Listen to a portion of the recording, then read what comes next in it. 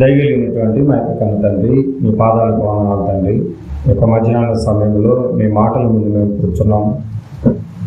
మా ఆత్మీయ జీవితానికి సరిదిద్దుకునేటటువంటి మాటలు, పరలోకానికి చేర్చేటటువంటి మాటలుగా ఈ మాటలు ఉండలాగా కృప ఇచ్చేయండి.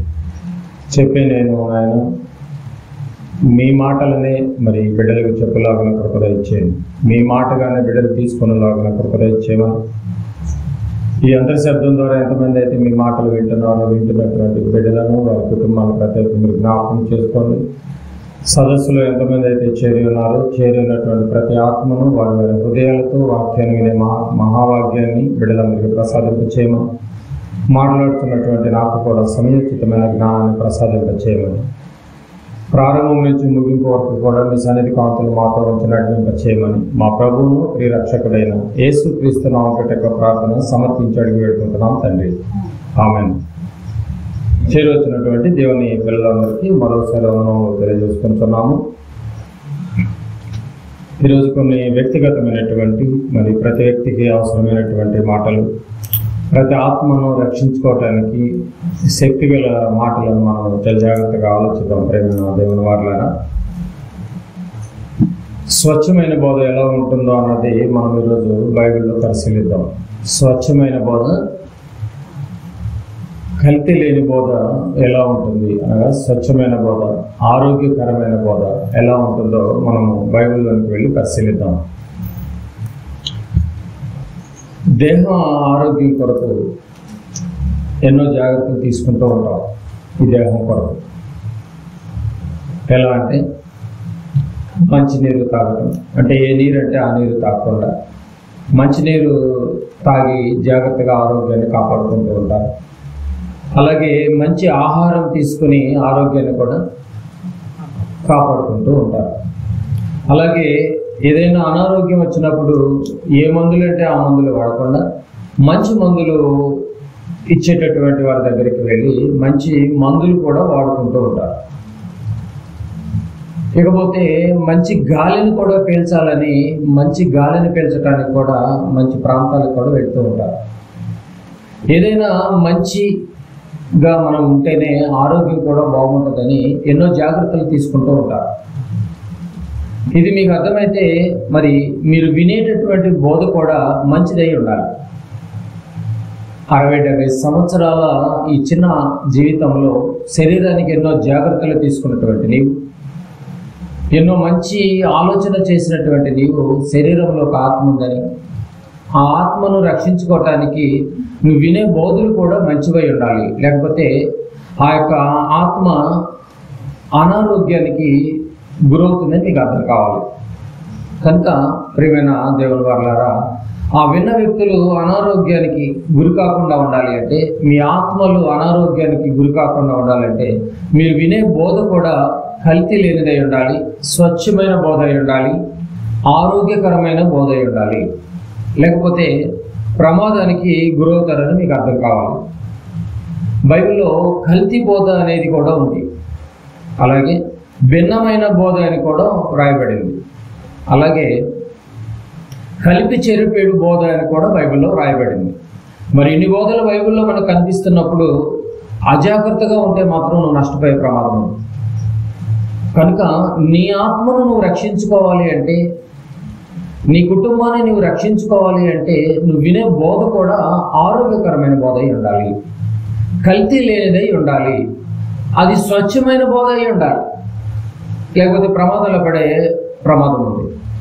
కనుక దీని గురించి పౌలు గారు కూడా మరి ఎన్నో పత్రికలు రాయబడడం జరిగింది. పౌలు గారు దాంట్లో మరి కొరింథీయులకు మొదటి ఉత్తరాన్ని రాస్తూ పరిశుద్ధాత్మ ప్రేరణతో ఒక మంచి మాట రాయబడటం కూడా జరిగింది. అక్కడ కొరింథీయులకు రాసినటువంటి రెండవ పత్రిక, కొరింథీయులకు రాసినటువంటి రెండవ పత్రిక 2వ అధ్యాయము, కొరింథీయులకు రాసినటువంటి 2వ పత్రిక 2వ అధ్యాయము 17వ వచనాన్ని ఒకసారి చదువుకుందాం. పౌలు గారు కొరింథీ సంఘానికి లేఖ రాస్తున్నాడు, సంఘస్థులకు. ఏమని రాస్తున్నాడు? 17వ వచనం, కావున ఇట్టి సంగతులకు చాలిన వాడెవడు? మేము దేవుని వాక్యమును కలిపి చెరిపెడు అనేకుల వలె ఉండక అన్నాడు. ఏమండి? మేము దేవుని వాక్యమును కలిపి చెరిపెడు అనేకుల వలె ఉండక అన్నాడు. అంటే అనేకులు వాక్యాన్ని కలిపి చెరుపుతున్నారు అన్నమాట. అది నా మాట కాదు, పౌలు గారు కొరింథీ సంఘానికి రాస్తున్నాడు. నువ్వు చాలా జాగ్రత్తగా ఉండాలి మరి. ఎందుకంటే కలిపి చెరిపేడే బోధలు అనేకులు ఉన్నారు. అంటే స్వచ్ఛమైన బోధ, కల్తీ లేని బోధ, ఆరోగ్యకరమైనటువంటి బోధన చేసేవాళ్ళు తక్కువ ఉన్నారని అర్థమవుతుంది అని పౌలు గారు సవివరంగా వివరిస్తున్నాడు సంఘానికి లేఖ రాస్తూ కూడా. కనుక ఈ ఆరోగ్యకరమైనటువంటి ఈ బోధ అనేకమైనటువంటి కల్పనా కథలను కల్పించి చెడిపేస్తున్నారు. అందుకే జాగ్రత్త పడమని చెప్తున్నాడు. మేము దేవుని వాక్యమును కలిపి చెరిపాడు అనేకుల వలె ఉండక అనేకులు కలిపి చెరుపుతున్నారు. ఈ స్వచ్ఛమైన బోధను ఏదో కలిపి చెరిపేస్తున్నారు. ఆత్మను రక్షించేటటువంటి కార్యక్రమాలు ఎవరు లేరని కూడా మనకు అర్థమవుతుంది. మనం బాగా గమనించగలిగితే, అంటే అపోస్తులు బోధించినటువంటి బోధ కలపకుండా దేవుని వాక్యములో ఏదుందో అదే తెలియచేశారు, అదే బోధించారు, అదే ప్రకటన చేశారు. ఉన్నది ఉన్నట్టుగా ప్రకటించారే తప్ప లేనిది తీసుకొచ్చి కలిపి చెరిపేటటువంటి బోధ అపోస్తుల బోధ కాదని పౌలు గారు సవివరంగా తెలియజేస్తున్నాడు. కనుక బోధన పాలవుతున్నటువంటి మనము, విశ్వాసులమైనటువంటి మనము, సంఘానికి వెళుతున్నటువంటి మనము కలిపి చెరిపేటటువంటి అనేక బోధలు సమాజంలో పేటరేగిపోయి ఉన్నాయి ఆ కాలానికే అని నీకు అర్థమైతే, ఏది కల్తీ బోధో ఏది అనారోగ్యకరమైనటువంటి బోధో నీకు తెలియకపోతే ప్రమాదంలో పడే అవకాశం ఉంది. కనుక మరి బైబిల్ ఇన్ని విషయాలు మనకు తెలియజేస్తున్నాడు. కలిపి చెరిపేటటువంటి బోధ ఉంది అయినా చాలా జాగ్రత్తగా ఉండండి అని. ఎలా కలిపి చెరుపుతారు అని అంటే చెప్తున్నాడు కిందన, నిష్కాపట్యము గలవారమును దేవుని వలన నియమింపబడిన వారమునై ఉండి. మేము ఎలా ఉన్నామంటే నిష్కాపట్యము గలవారమును అంటే, నిష్కాపట్యము గలవారము అంటే ఎలాంటి కపటము లేకుండా. ఎలాంటి బోధ చేశారంటే వీళ్ళు, ఎలాంటి కపటము లేకుండా, ఎలాంటి స్వార్థము లేకుండా. వీళ్ళ బోధ ఎలా ఉందంటే ఎలాంటి కపటము లేకుండా, ఎలాంటి స్వార్థము లేకుండా, ఎలాంటి స్వప్రయోజనాన్ని ఆలోచించకుండా దేవుని వలన నియమింపబడిన వారమై. పౌలు గారు చక్కగా వివరిస్తున్నారు చూడండి. ఎలాంటి కపటము లేకుండా, ఎలాంటి స్వప్రయోజనాన్ని కోరుకోకుండా దేవుని వలన నియమింపబడిన వారమయ్యుండి. కదండి, అంటే కపటమైన బోధలు వచ్చేసి ఆయన మేమైతే ఏ కపటము లేకుండా, ఎలాంటి స్వప్రయోజనాన్ని మేము కోరుకోకుండా, ఎలాంటి నిష్కపటము గలవారమై బోధించుచు. అంటే కపటము గల బోధలు ఎక్కువైపోయినాయి, స్వప్రయోజనాన్ని కోరుకునేటటువంటి బోధలు ఎక్కువైపోయినాయి అని కొరింథీ పట్టణానికి ఒక హెచ్చరికను జారీ చేస్తున్నాడు. మీరు కూడా అట్ ద సేమ్ టైం నేటి సంఘాలు కూడా జాగ్రత్తగా ఉండండి అని చక్కగా వివరంగా తెలియజేస్తున్నట్టుగా ఒకటి మనకు అనిపిస్తోంది. అంటే దేవుని వాక్యంలో ఏముందో అదే బోధించాలి మనం ఈరోజు. అది దేవుని ఎదుటనే బోధించాలి అని చక్కగా చెప్తున్నాడు చూడండి.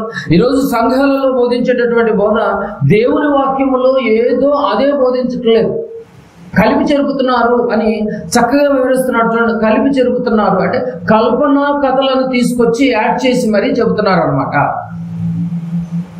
దాన్ని కలిపి చెరిపేటటువంటి బోధ అని చక్కగా చెప్తున్నాడు చూడండి. అట్లా యాడ్ చేయకూడదు అంటున్నాడు. బాగా గమనించాలి. ఇక్కడ ఉన్నది ఉన్నట్లే చెప్పాలి తప్ప, ఉన్నది ఉన్నట్లుగానే అందించాలి తప్ప ఏది తీసుకురాకూడదు, ఏది కలపకూడదని వివరంగా తెలియజేస్తుంది బైబిల్. ఎంత చక్కగా ఉందో చూడండి. ప్రారంభ సంఘస్థులు అలాగే తెలియజేశారంట.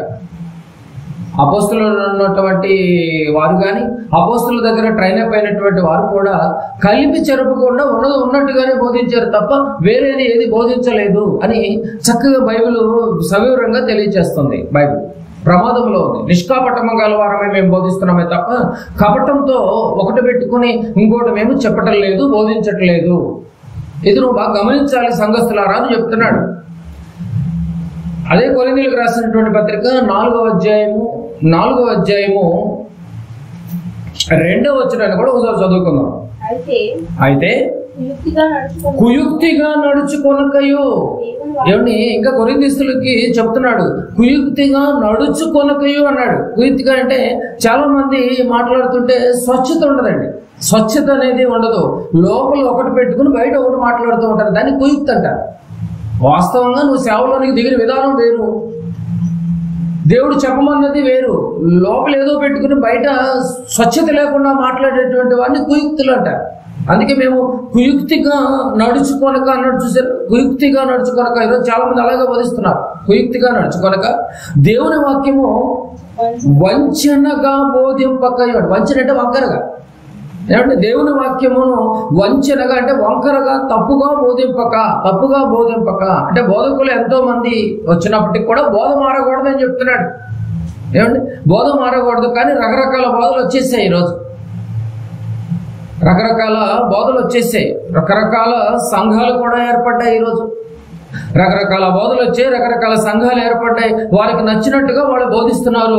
సంఘానికి ఎక్కువ మాట్లాడితే ఏ పేరు పెట్టాలో కూడా తెలియని పరిస్థితుల్లో కొట్టుమిట్టాడుతున్నారు. బాగా గమనించగలిగితే పూర్తిగా నడుచుకొనక వంచనగా బోధించంటే వంకరగా బోధిస్తున్నారంట ఈరోజు అని బైబిల్ ఇంత వివరంగా తెలియజేస్తుంటే, అందరికి చదువు వచ్చి కూడా, అందరూ జ్ఞానులయ్యుండి కూడా, అందరూ మేధావులయ్యుండి కూడా ఏది కల్తీ బోధో, ఏది ఆరోగ్యకరమైన బోధో ఇంకా నువ్వు తెలుసుకోకపోతే నీకు ఇచ్చిన ఆయుష్కాలంలో రేపు నువ్వు ప్రమాదంలో పడే ప్రమాదం ఉందని దేవుడు చక్కగా తెలియజేస్తున్నాడు. ప్రియమైన దేవుని వల్ల ఎవరు దొంగలో వాళ్ళకి టెన్షన్, కానీ దొరలాంటి బోధ చేసేటటువంటి వారికి టెన్షన్ ఏముండదు. ఇంకా బాగా గమనించాలి మనం. నిజంగా అండి, ఈరోజు సంఘాలకి ఏ పేరు పెట్టాలో కూడా తెలియని పరిస్థితుల్లో అయిపోయారు. నోటుకొచ్చిన పేరు పెట్టేస్తున్నారు. బైబిల్లో పదాలు ఉండి కదా అని చెప్పేసి అది బైబిల్లో పదమే కదా అని పెట్టేస్తూ వెళ్ళిపోతున్నారు తప్ప అది బైబిల్లో అలా చెప్పిందా లేదా అన్నది కూడా ఆలోచించే పరిస్థితులు ఎవరూ లేరు. ఏమంటే పెంతెకోస్తు అనే బైబిల్లో ఉందా లేదండి? ఉంది. పెంతెకోస్తు అనేది పండగ బైబిల్లో ఉంది. పెంతెకోస్తు పండగ, పర్ణశాలల పండగ, గుడారాల పండగ, ఇవన్నీ పండుగల పేర్లు. పండుగల పేర్లు తీసుకొచ్చి బైబిల్లో మరి పెంతెకోస్తు పదం ఉంది కదా అని చెప్పేసి నువ్వు ఆ పదాన్ని నువ్వు పెట్టేసి సంఘానికి పెట్టేస్తున్నావంటే ఆ పేర్లు నీకు అసలు ఏమర్థమైంది? బైబిల్లో పదమే కదా అని ఉందనుకుంటే పెంతెకోస్తు అనేది పండుగయా? అది ఇశ్రాయేలుకి ఇచ్చినటువంటి పండుగలు అవి. కూలీల రొట్టెల పండుగ, కోతకాలపు పండుగ, పర్ణశాలపు పండుగ, ఆ పండుగలను తీసుకొచ్చి మనకు తగిలిస్తూ ఉంటే, మనకు నూరు పోస్తూ ఉంటే, కాల విభజన నువ్వు తెలుసుకోకపోతే, నిజ స్వరూపము క్రీస్తులో ఉన్నదని నీకు అర్థం కాకపోతే, ఎక్స్పైర్ అయినటువంటి వాటిని కూడా మనకు తగిలిస్తూ ఉంటే రేపు నువ్వు నాశనానికి వెళ్ళేటటువంటి ప్రమాదం ఉందని బైబిల్ సవివరంగా తెలియజేస్తుంది. ఆలోచించాలి మీరు ఇవన్నీ. మరి బైబిల్లో అపవాది అనే పదం కూడా ఉంది. మరి అపవాదాన్ని పెట్టుకోవచ్చు సంఘానికి పేరు. బైబిల్లో పేరు బాగుందని చెప్పి, పదం బాగుందని చెప్పి నువ్వు పెట్టేస్తే మరి అపవాది కరుణ ఉందనండి, మరి పెట్టండి. మరి ఆలోచించాలి. ఏదో నువ్వు మాట్లాడతానంటే, ఏదో చెప్పేసేసానంటే కాదు. ప్రియమైన దేవుని వర్లారా, ఇంకా మరో సంఘస్థులు ఉంటుంది అండి, మన్నా మినిస్ట్రీస్ అని ఉంటుంది. అదేమంటే మన్నా అని ఉంది కదండి బైబిల్లోనే అంటారు. మన్నా అనే పదం ఉంది కదా అని చెప్పేసి నువ్వు బైబిల్లో అని నువ్వు పెట్టేస్తే దీని అర్థం ఏంటో కూడా నీకు తెలియకపోతే ఎలా? మన్నా అంటే అర్థం ఏంటండి? మన్నా అంటే అర్థం ఏంటో తెలుసా? ఇదేమి అని అర్థం. మన్నా అంటే ఇదేమి అని అర్థం అండి. అంటే ఇప్పుడు ఈ మినిస్ట్రీని ఏమని పిలవాలి? ఇప్పుడు ఇదే మినిస్ట్రీ రా నాయన అని పిలవాలి. మరి ఇదా నువ్వు పెట్టేది పేరు? ఉన్నాయండి బైబిల్లో అర్థాలు కూడా తెలియకోకుండా నువ్వు పెట్టేస్తూ ఉంటారు. చూస్తారా? నిర్గమకాండము 16వ అధ్యాయము, నిర్గమకాండము 16వ అధ్యాయము 15వ వచనం. నిర్గమకాండము 16వ అధ్యాయము 15వ వచనం. ఇశ్రాయేలు దాన్ని చూచినప్పుడు అది ఏమైనది తెలియక ఇదేమి అని ఒకరితో ఒకరు చెప్పుకొనిరి. అంటే ప్రారంభంలో అరణ్యంలో ఇశ్రాయేలు ప్రయాణమై వస్తున్నప్పుడు మన్నాని కురిపించాడు. ఇదేమి అన్న చోట పుట్టినట్లు ఏముందండి? హెబ్రీ భాషలో మన్నా. ఇప్పుడు మన్నా మినిస్ట్రీస్ వారు సమర్పించని ఉంటుంది. మరి మన్నా అంటే అర్థం ఏంటి? ఇదేమి అని. అంటే ఇదేమి సంఘము అని పెట్టుకున్నావు నువ్వు పేరు. ఎవరైనా పిలవటానికి కూడా ఎలా ఉంటుంది? ఇదే మినిస్ట్రీ రా అని. పెంతెకోస్తు అంటే పండుగల పేర్లు పెట్టేసావు, మన్నా మినిస్ట్రీస్ అంటే ఇదేమి సంఘం అని చెప్పేసి పెట్టేసావు. బైబిల్లో ఈ పదాలు ఉన్నాయి కదా అని చెప్పేసి నువ్వు అనుకుంటే ఎలా కుదురుతుంది? ఏది కల్తీ పోదో, ఏది ఒరిజినల్ పోదో అన్నది సంఘానికి ఏ పేరు పెట్టాలో తెలియని పరిస్థితుల్లోనే నువ్వు ఉంటే ఇంకా ఆత్మీయతలు నువ్వు ఎలా ఎదగలుగుతావు? కొన్ని సంఘాలకు మనుషుల పేరు పెట్టేస్తూ ఉంటారు. ఆ మనిషి ఏమన్నా సంఘానికి ఏమైనా రక్తం కార్చాడంటే మాటలు ఉండవు. మళ్ళీ ప్రపంచ మానవాళి కోసం రక్తం కార్చిన యేసు ప్రభుల వారు అయితే వ్యక్తిగత పేరు పెట్టుకుని సంఘాలను, మినిస్ట్రీస్, పెద్ద పెద్ద మినిస్ట్రీస్ నడిపిస్తున్నావంటే ఆ సంఘాన్ని చూడడం వల్ల ఆ వ్యక్తి గుర్తొస్తున్నాడు తప్ప ప్రభువు గుర్తు రావట్లేదు కదా. ఏమంటే కల్వరి అనే పదం బైబిల్లో ఉంది కదా అని చెప్పి పెట్టేసేసారు.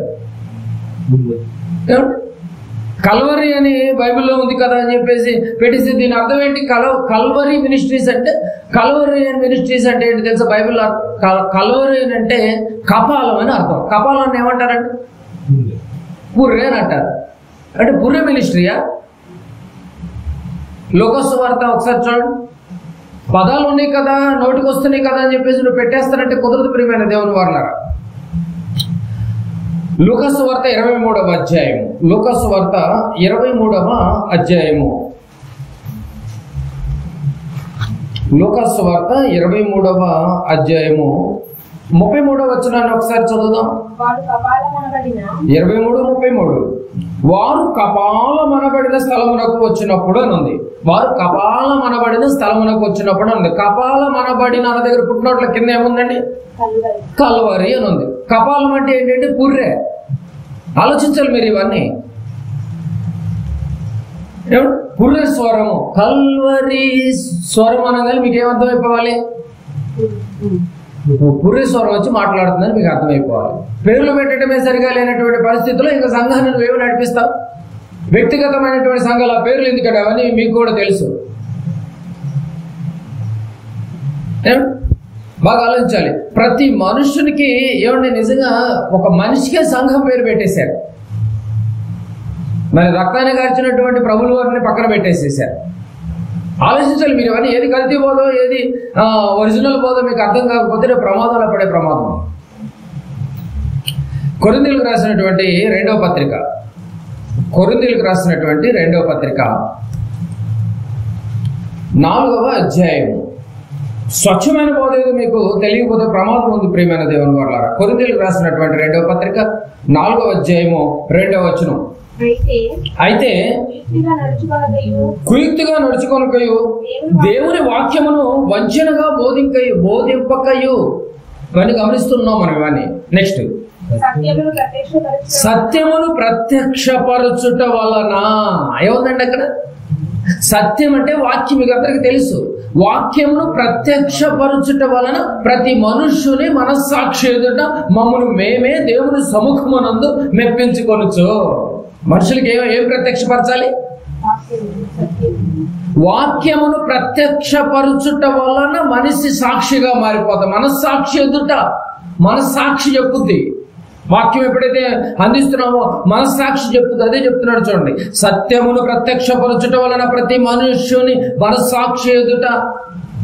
ఏమంటే ప్రతి మనుష్యుకి ఉన్నది ఉన్నట్టు చెబుతున్నాం అంటున్నాడు.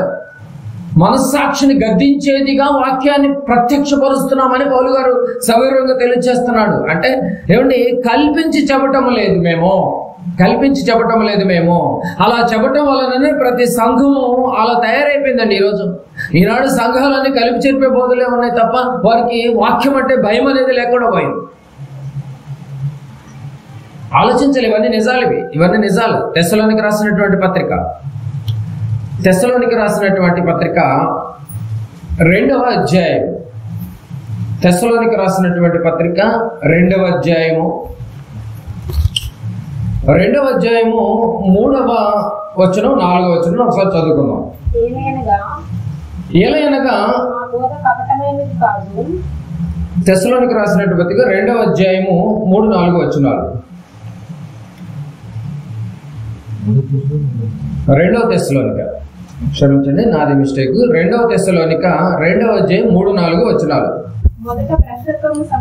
మొదట భ్రష్టత్వమును సంభవించి నాశన పాత్రుడు పాప పురుషుడు బయలు పడితేనే గాని ఆ దినం రాదు. ఏది దేవుడు అనబడునో, ఏమండి, ఏది పూజింపబడునో, ఏమిటి ఏది దేవుడు అనబడునో, ఏది పూజింపబడునో, ఏమిటి ఏది దేవుడు అనబడుతుంది బైబిల్ ప్రకారంగా? బాగా గమనించాలి. ఏది దేవుడు అనబడుతుంది, ఏది పూజింపబడుతుంది, దేన్ని పూజించాలి, ఏది దేవుడు అనబడాలి బైబిల్ ప్రకారంగా? అంతే కదండి. ఒకసారి యోహాను సువార్త 1వ అధ్యాయం ఏది దేవుడు అనబడాలో బైబిల్ చెప్తోంది. యోహాను సువార్త 1వ అధ్యాయం 1వ వచనం. ఆది యందు వాక్యం ఉండెను, వాక్యము దేవుని యొద్ద ఉండెను, వాక్యము దేవుడై ఉండెను. ఏది దేవుడు అనబడాలి? సంఘానికి వాక్యం దేవుడు అనబడాలి, వాక్యము దేవుడు అనబడాలి. ఏది పూజించాలి? తెస్సలోనికీయులకు 2 ఏది పూజింపబడాలి? వాక్యం పూజింపబడాలి, వాక్యము దేవుడై ఉండాలి. కానీ సంఘంలో పరిస్థితి ఎలా ఉందో చూడండి. మళ్ళీ 2 తెస్సలోనిక 2వ అధ్యాయము 4వ వచనం. ఏది దేవుడు అనబడునో, ఏది దేవుడు అనబడుతుంది? వాక్యం దేవుడు అనబడాలి. ఏమండి? ఏది పూజింపబడాలి? వాక్యాన్ని పూజింపబడాలి. దానినంతటిని ఎదిరించచ్చు అన్నది చూడండి. దేన్ని ఎదిరిస్తున్నారు ఇప్పుడు సంఘం? వాక్యాన్ని ఎదిరిస్తున్నారంటే వాక్యాన్ని ఉన్నది ఉన్నట్టుగా చెప్పకుండా కపటమైనటువంటి బోధల్లో ఏమిటి స్వప్రయోజనాలను కోరుకుంటూ వాక్యాన్ని ఎదిరిస్తున్నారంటండి. దేవుణ్ణి ఎదిరిస్తున్నారు ఈరోజు సంఘస్థులు.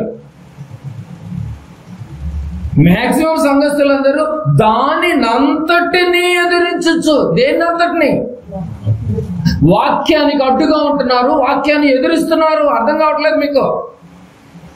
ఏమంటే ఈ వాక్యాన్ని ఎదిరించి, దేవుడు అంటే ఏంటంటే మన దగ్గర ఉన్న వాక్యము, మన దగ్గర ఉన్నటువంటి ఈ వాక్యాన్ని ఎదిరించి వాక్యానికి వ్యతిరేకంగా, వాక్యానికి భిన్నంగా ఏదైనా బోధ ప్రవేశపెట్టబడింది అంటే అది కల్తీ బోధ, అది దెయ్యపు బోధ. ఎంత చక్కగా ఉంది చూడండి. ఏది దేవుడు అనబడునో, ఏది పూజింపబడునో దానినంతటిని ఎదిరించచ్చు. వాక్యాన్ని పక్కన పెట్టి, వాక్యాన్ని తోసివేసి, వాక్యానికి వివరించకుండా, వాక్యానికి పెద్దపీట వేయకుండా ఎదిరిస్తున్నారంటండి.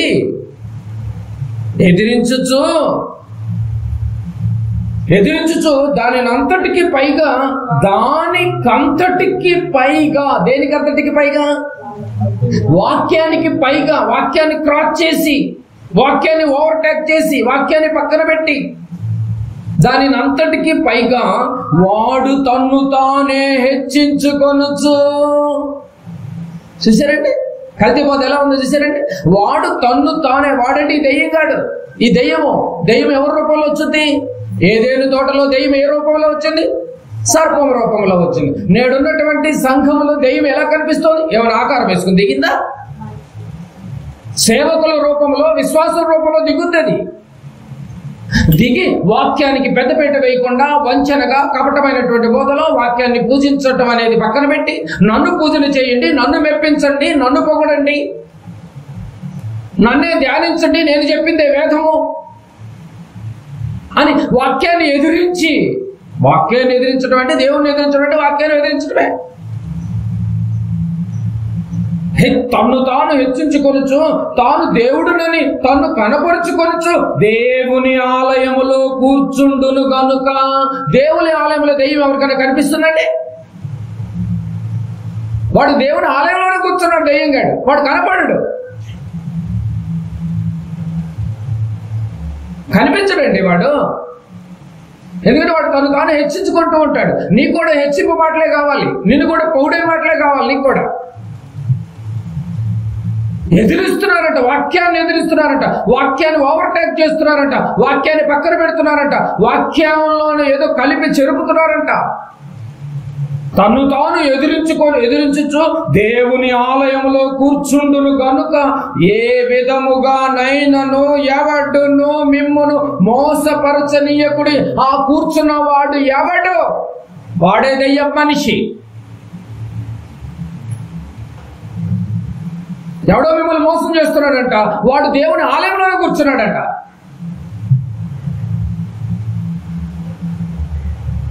ఏది కల్తీ బోధ, ఏది ఆరోగ్యకరమైన బోధ? వీడిని ఐడెంటిఫై చేయాలంటే వాక్యాన్ని ఎదిరిస్తాడు వీడు, వాక్యాన్ని ఓవర్టేక్ చేస్తాడు, వాక్యానికి పెద్దపీట వేయడు. అన్ని కార్యక్రమాలకి పెద్దపీట వేస్తాడు, వాక్యానికి మాత్రం ఏమండి గోంగూరలో పురుగు తీసేస్తాడు వాక్యాన్ని. వాడే వీడు మిమ్మల్ని మోసం చేసేది. ఇదే కల్తీ బోధ, ఇదే అనారోగ్యకరమైనటువంటి బోధ. ఎవడు ఆలయంలో కూర్చుని ఉన్నాడంట. బాగా చూడాలి మీరు. దేవుని ఆలయంలో కూర్చుండును కనుక ఏ విధముగానైనను ఎవడును మిమ్మును మోసపరచనీయకుడి. ఎవడును మిమ్మును మోసపరచనీయకుడు అంటే మిమ్మల్ని మోసం చేసేవాడు దేవుని ఆలయంలో కూర్చున్నాడు. పెద్దపేట వేసుకుని కూర్చున్నాడు, వాక్యానికి చిన్నపేట వేశాడు, తను తాను మెప్పించుకుంటూ ఉంటాడు. సింహాసనం మీద కూర్చోవలసింది వాక్యం. ఆలోచించారండి ఇవన్నీ. దేవుణ్ణి ఎదురించచ్చు. ఆ పదాలు మీకు అర్థం కావట్లేదు. ఏది దేవుడు అనబడునో, ఏది దేవుడు అనబడాలి? వాక్యం దేవుడు అనబడాలి. దేన్ని పూజించాలి? వాక్యాన్నే పూజించాలి, వాక్యాన్ని జపించాలి. వాక్యాన్ని జపించడాన్ని పక్కన పెట్టి నన్ను జపించమంటాడు. జపిస్తున్నారా లేదని మీకు అర్థం కావాలండి.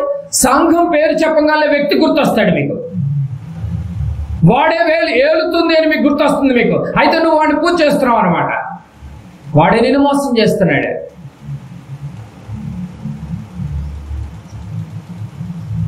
ఆలోచించారండి.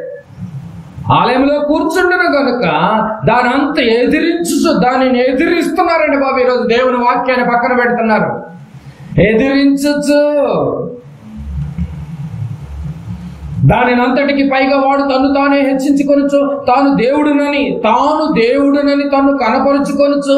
వాక్యానికైనా భయపడతారో లేదో కానీ వ్యక్తిగా భయపడుతున్నారు ఈరోజు సంఘస్థులు. వ్యక్తిగా భయపడుతున్నారు అంటే నువ్వు ఆ వ్యక్తిని పూజ చేస్తున్నావు, అందుకే నీకు భయం. వాడు ఆలయంలో కూర్చుంటే నన్ను పూజ చేయండి అంటున్నాడు. దేవుని ఆలయంలో కూర్చుంటే కనుక ఏ విధముగానైనా ఎవడు మిమ్మల్ని మోసపరచనీయకుడి. నేను ఇంకా నువ్వు మీ వద్ద ఉన్నప్పుడు ఈ సంగతులు మీతో చెప్పినది మీకు జ్ఞాపకం లేదా?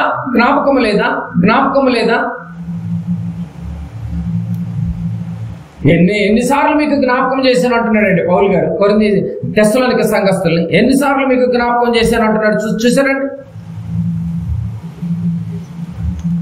ఎన్ని రుజువులు కాదా అండి మీరు చెప్పండి. ఏది కల్తీ పోతే ఏది ఒరిజినల్ పోతే మీకు అర్థం కావట్లేదా? అధికారాలకి కొట్లాడుకుంటుంటే, సింహాసనాలకి కొట్లాడుకుంటుంటే, ఈరోజు ధనం కోసం పేటేయకపోతుంటే ఈరోజు సంఘంలోనే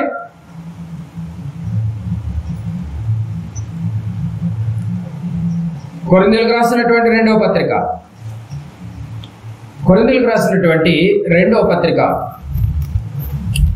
మొదటి అధ్యాయం. కొరింథీయులకు రాసినటువంటి రెండవ పత్రిక. ఏది స్వచ్ఛమైన బోధ, ఏది ఆరోగ్యకరమైన బోధ మీకు తెలియాలి ప్రియమైన దేవుని వారల. కొరింథీయులకు రాసినటువంటి రెండవ పత్రిక మొదటి అధ్యాయం 12వ వచనం. మొదటి అధ్యాయం 12వ వచనం. మా అతిశయమేదనగా పౌలు గారు కొరింథీయులకు రాస్తున్నాడు.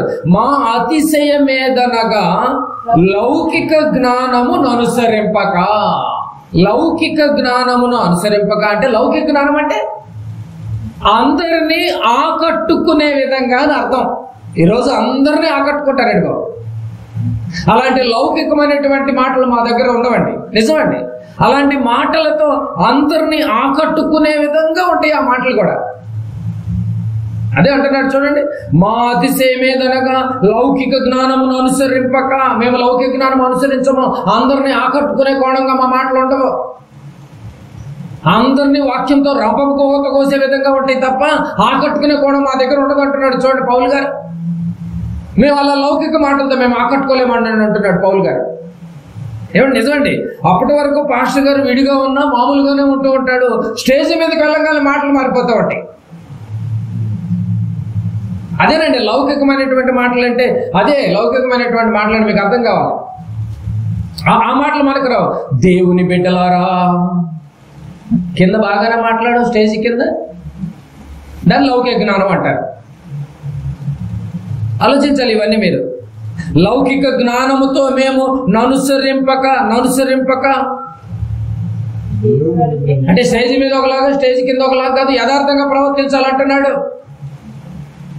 అనుసరించక అలాంటి ఆకట్టుకునే మాటలతో మేము అనుసరింపక దేవుడు అనుగ్రహించు పరిశుద్ధతతోను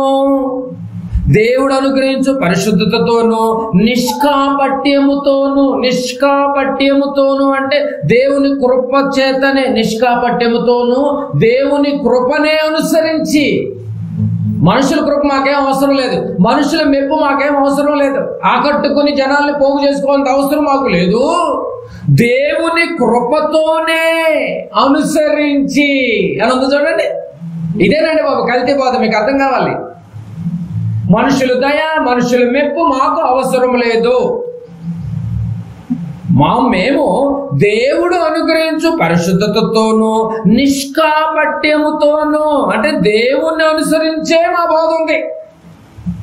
మీ బోధ మనుషులు అనుసరించినటువంటి బోధ, లౌకికమైనటువంటి బోధ, ఆకట్టుకునేటటువంటి బోధ, మనుషులకు చెప్పేటటువంటి బోధ. అది మీ బోధ అంతా ఆ బోధ లౌకిక సంబంధంగా లేదు అని పౌలు గారు మాట్లాడుతున్నారు. మా బోధ లౌకికంగా లేదు నాయన. మేము దేవుడు అనుగ్రహించు పరిశుద్ధతతోనూ నిష్కాపట్యముతోనూ దేవుని కృపనే అనుసరించి లోకములో నడుచుకుంటుమనియో, మీ జాలి, మీ దయ, మీరిచ్చే ఆ ముష్టి కానుకలు మాకు అవసరం లేదంటున్నాడు. వాటి మీద మేము పడి బ్రతకట్లేదు. మాకు దేవుని కృప ఉండాలి. ఏది కల్తీ బోధ, ఏది ఆరోగ్యకరమైన బోధ పరిశీలించు. ఈ నిజాలన్నీ నువ్వు చెప్పకపోతే ఎవరు చెప్తారు? చూసారా, ఈ నిజాలన్నీ నువ్వు తెలియచేయాలి.